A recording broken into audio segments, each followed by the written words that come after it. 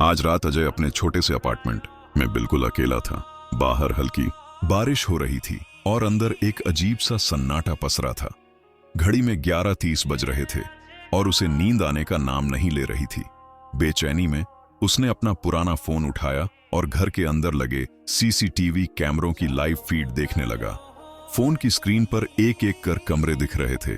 Kitchen, living room, bedroom, सब खाली, सब शांत। कोई आवाज नहीं, कोई हलचल नहीं। तभी मैं 11:48 PM पर पहुंचा और लिविंग रूम के बिल्कुल आखिरी कोने में, जहां हल्की परछाई थी, उसे कुछ बेहद हल्की सी हलचल महसूस हुई। एक धुंधली सी छाया, इतनी धीमी कि शायद कोई और ध्यान भी न देता। अजय बिस्तर पर बैठा था। उसकी आंखें फोन की स्क्रीन पर गड्ढी थीं। उसकी धड़कनें तेज हो रही थीं। उसने अपनी आंखें मलीं, सोचा शायद यह नींद का असर है या सिर्फ रोशनी का धोखा। पर नहीं, वह छाया धीरे धीरे और स्पष्ट होती जा रही थी। पहले एक अनगढ़ आकार, फिर एक इंसान जैसी आकृति, धुंधली पर मौजूद। डर और संदेह से अजय का गला सूखने लगा।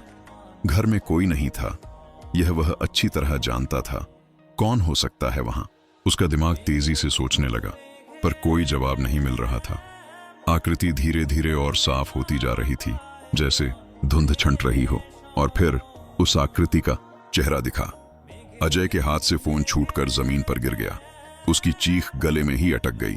कैमरे में दिख रहा आदमी कोई और नहीं बल्कि वह खुद था, लेकिन एक भयावह विकृत चेहरे के साथ। उसकी आंखें सीधे कैमरे की ओर देख रही थीं। अजय को अचानक समझ आया, यह आज रात 11:48 PM का नहीं था। यह फुटेज उसके अपने भविष्य की थी। अजय सुन्न पड़ गया था। उसका फोन जमीन पर पड़ा था। स्क्रीन अब भी जल रही थी, जिसमें उसका ही विकृत चेहरा उसे घूर रहा था। उसकी अपनी भविष्य की छवि। वह समझ नहीं पा रहा था कि क्या करे। क्या यह सच था या सिर्फ एक बुरा सपना? उसने धीरे से फोन उठाया। उसकी उंगलियां कांप रही थीं। उसने फुटेज को रिवाइंड किया, फिर से प्ले किया।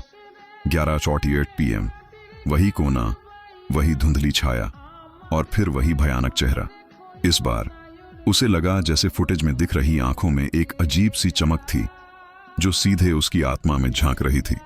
डर के मारे उसके शरीर में सिहरन दौड़ गई। वह अपने बिस्तर से उठा और लिविंग रूम की ओर बढ़ा। वही कोना जहां फुटेज में उसे खुद को देखा था। उसने लाइट जलाई, हर चीज को गौर से देखा। कुछ भी असामान्य नहीं था। कोई छाया नहीं, कोई हलचल नहीं। यह कैसे हो सकता है? क्या यह सिर्फ उसकी कल्पना थी, या फिर यह भविष्य इतनी तेजी से बदल रहा था कि वह इसे अभी भी देख नहीं पा रहा था? वह वापस बिस्तर पर आया, फिर से फोन उठाया, फुटेज को बार बार देखा। इस बार उसे फुटेज में एक और बात दिखाई दी। जब उसका भविष्य का रूप कैमरे की तरफ देख रहा था, तब उसकी उंगलियों में कुछ था, एक पुरानी जंग लगी चाबी। अजय को याद आया, ऐसी ही एक चाबी उसके पिता के पुराने संदूक में थी, जो बरसों से बंद पड़ा था। उसने कभी सोचा भी नहीं था कि उस संदूक का कोई काम होगा। एक ठंडी लहर उसके रीढ़ से गुजर गई। क्या यह भविष्य उसे कोई संकेत दे रहा था?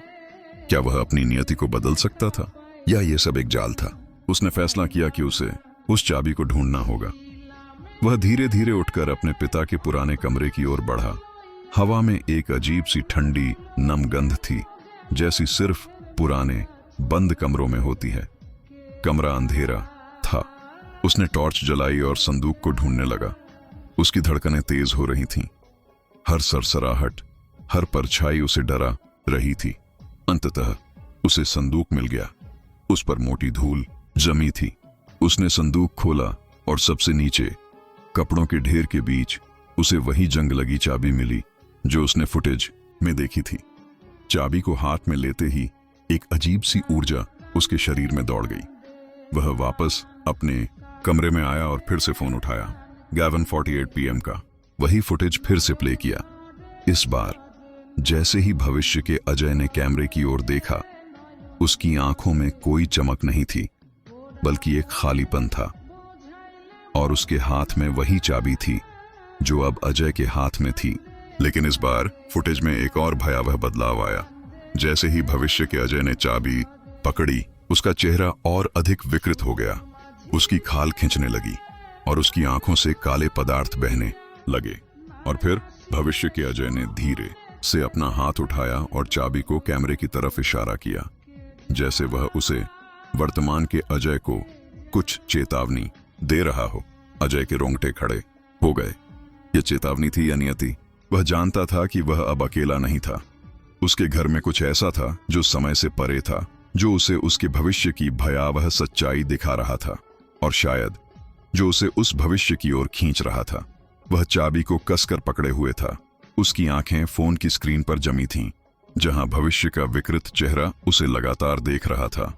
क्या यह सब यहीं खत्म होगा, या यह तो बस शुरुआत थी एक अंतहीन रात की?